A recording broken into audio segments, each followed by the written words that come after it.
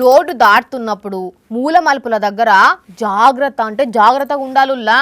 పెద్ద వెహికల్స్ పోయినాకనే మనం పోవాలి. మా అంటే నిమిషమో 2 నిమిషాలు లేట్ అవుతుంది గంతే. ఇంకా ముఖ్యంగా చిన్న పిల్లలతోని ఎటన్నా పోతే చెయ్యి పట్టుకొని ఎక్కించాలి, అలా చెయ్యి పట్టుకొనే దించాలి. ఇక ఇంటికి పోయేదాకా అలా చెయ్యి వదలొద్దు.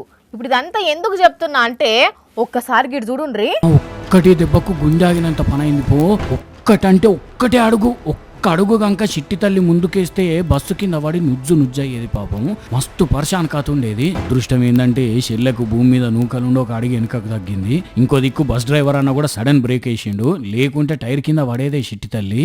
సడన్ గా ఆటో దిగిన చిట్టి తల్లి నడి రోడ్డు మీద కురుకొచ్చేసరికి ఒగింత పని అయింది. కేరళ రాష్ట్రం కోజికోడ్ ఏరియాలో ముచ్చటిదంతా.